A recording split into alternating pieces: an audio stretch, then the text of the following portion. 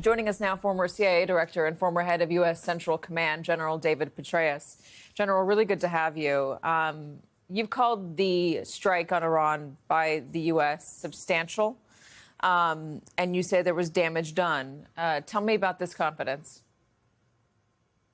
Well, I think you can see from all the publicly available imagery that there have been very substantial damage to these different nuclear sites, but there are very substantial questions that remain nonetheless.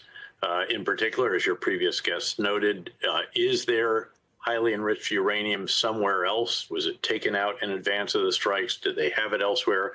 And are there centrifuges to enable the enrichment of that 60% plus to weapons grade, which is over 90%, and really just one more turn of the enrichment process if they decide to do that. Now, I think that if they chose to do that, as Richard said in the previous period, we would know it, the Mossad would know it, Israelis would know it, and I think the Israelis would not hesitate to use their forces to destroy that, disrupt it, delay it, and so forth. So I think the Iranians would be well advised at this point in time to sit down. I've actually just seen a news release that President Trump has said that there will be some form of negotiations with the Iranians next week. I would hope that, given the position that Iran is in, they're negotiating from a position of considerable weakness, noting that their entire air and ballistic missile defense system has been destroyed by Israel, and Israel has air supremacy if they choose to go back at Iran.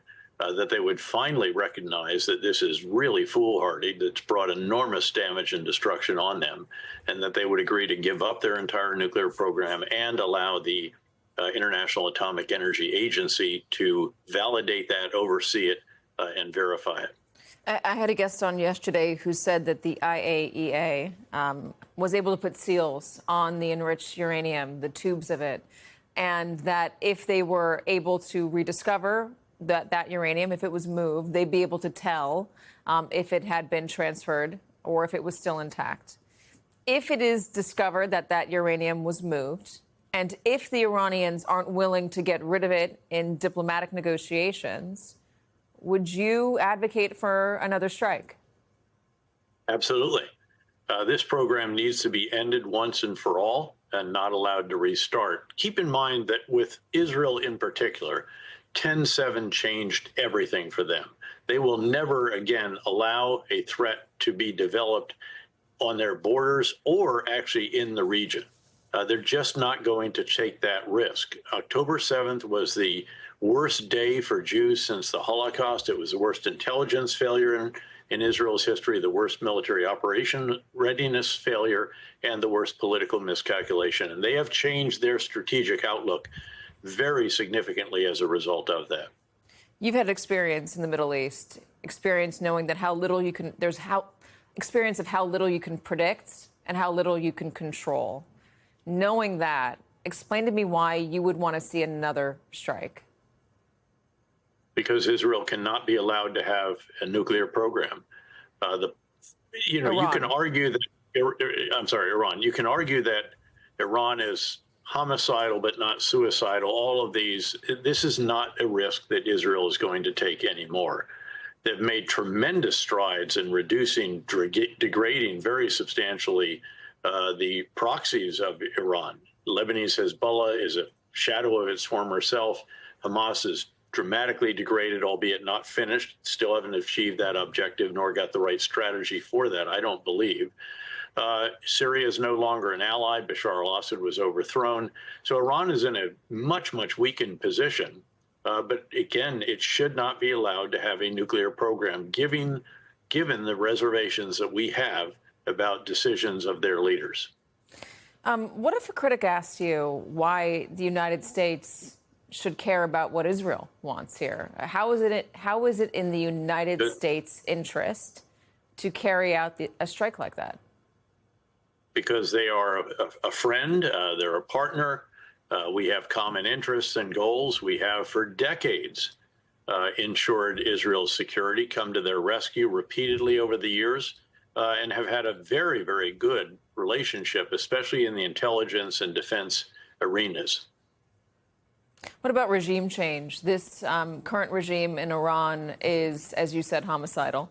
Not suicidal, homicidal.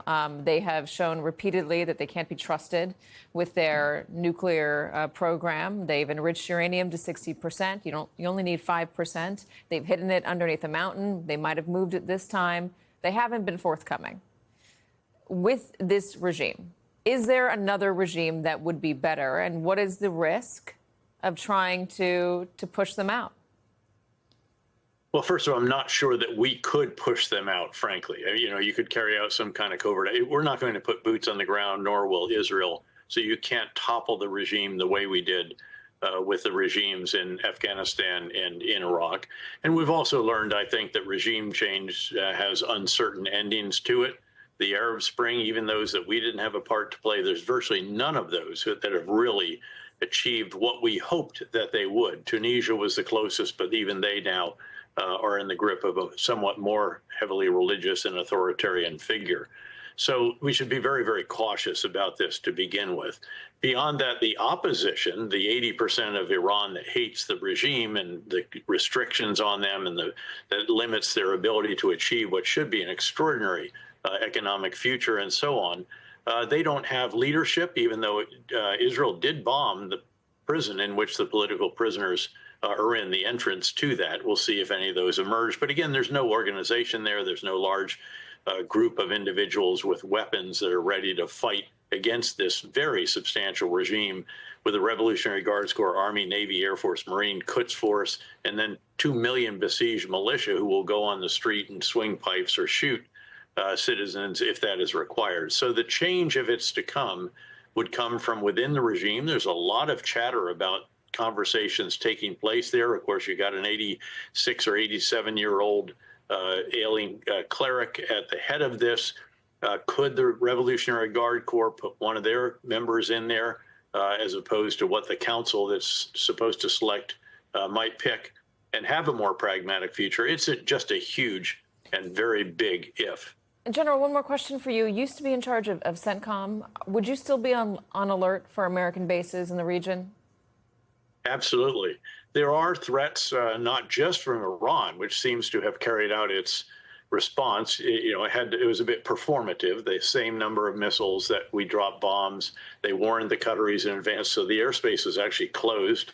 And of course, all of our radars are up and ready and pointed in the right direction. Predictably, there were no American casualties. But there are other proxy elements still left, particularly the militia that are supported by Iran in Iraq. And they did carry out some drone strikes against some of our bases there in Iraq, also in northeastern Syria. And of course, that's where a drone killed 2 of our soldiers in that base in that little sliver of Jordan a year or so ago.